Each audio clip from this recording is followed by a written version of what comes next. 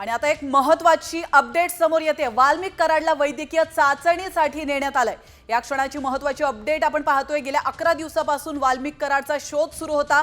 या 11 दिवसात नेमकं वाल्मिक कराडने काय काय केलं, तर वाल्मिक कराडला वैद्यकीय चाचणीसाठी नेण्यात येतंय। वाल्मिक कराडला अटक झाल्याची माहिती समोर येते। या क्षणाची महत्त्वाची अपडेट, वाल्मिक कराडला वैद्यकीय चाचणीसाठी नेण्यात येतंय आणि या दरम्यान त्याला अटक देखील करण्यात आली आहे।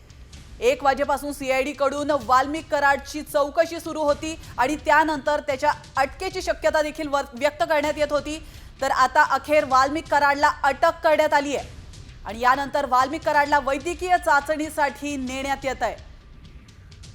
9 डिसेंबरला संतोष देशमुख, सरपंच संतोष देशमुख यांची हत्या झाली होती आणि या हत्येचा मास्टरमाइंड असल्याचं बोललं जात आहे। त्या पार्श्वभूमीवर गेल्या 11 दिवसापासून साधारण 9 पथकं त्याच्या मागावर होती, त्याचा शोध घेत होती। अखेर 31 तारखेला म्हणजे आज वाल्मिक कराड याने स्वतः सीआयडी कार्यालयामध्ये जाऊन आत्मसमर्पण केलंय। यानंतर 1 वाजेपासून त्याची चौकशी सुरू होती। आता कराडला अटक करण्यात आल्याची देखील माहिती समोर येते।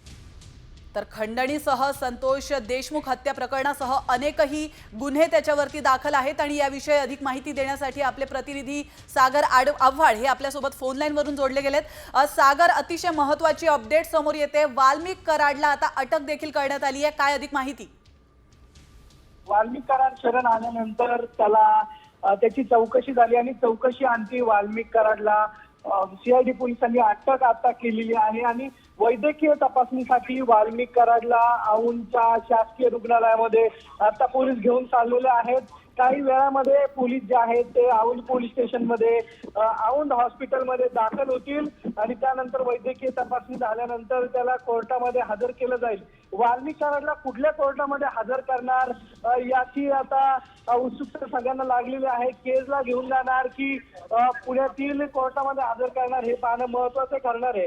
वाल्मिक कराडला अटक आता दाखवलेली आहे आणि त्याला कोर्टामध्ये कधी घेऊन जाणार हे महत्त्वाचं राहणार आहे। त्याच्या चौकशीमध्ये काय समोर आलं हे पाहणं अत्यंत महत्त्वाचं राहणार आहे आणि आता वाल्मिक कराड याला औंध हॉस्पिटलमध्ये तपासणीसाठी घेऊन जात आहेत। नक्कीच सागर, आपण पाहतोय संतोष देशमुख हत्या प्रकरणासह खंडणीचा गुन्हा देखील त्याच्यावरती दाखल आहे आणि इतरही गुन्हे वाल्मिक कराडवर दाखल असल्याचं कळतंय। नेमकं कुठल्या गुन्ह्यात त्याला अटक करण्यात आली आहे? नक्की खंडणीचा गुन्हा वाल्मिक कराडवरती दाखल आहे। खंडणीच्या गुन्ह्यामध्ये वाल्मिक कराडला सीआयडीने अटक केलेली आहे आणि सीआयडी यापूर्वी त्याची चौकशी जी आहे ती करत होते आणि सीआयडीकडे हा तपास आल्यानंतर त्याच्या अडचणी ज्या आहेत वाल्मिक कराडच्या वाढलेल्या होत्या आणि आता त्याच्यावरती पुढील कारवाई जी आहे ती झालेली आपल्याला पाहायला मिळतीये। सागर, वाल्मिक कराडला आता नेमकं कुठल्या हॉस्पिटलमध्ये वैद्यकीय चाचणीसाठी नेण्यात येते, काही माहिती मिळू शकली आहे? औंध हॉस्पिटल शासकीय रुग्णालय आहे, यामध्ये वाल्मिक कराडची वैद्यकीय तपासणी केली जाणार आहे आणि त्यानंतर त्याला कोर्टामध्ये हजर केलं जाणार आहे।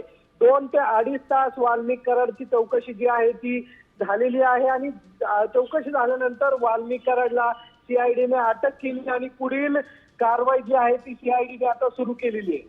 सागर, या चौकशी दरम्यान या 2.5 ते 3 तासामध्ये नेमकं काय काय घडलेलं आहे त्याविषयी काही तुम्हाला माहिती मिळू शकली आहे का सीआयडी कार्यालयात? या 2.5 ते 3 तासाच्या दरम्यान त्याचे वकील जे आहेत अशोक कवडे हे या सीआयडीच्या कार्यालयामध्ये दाखल झालेले होते।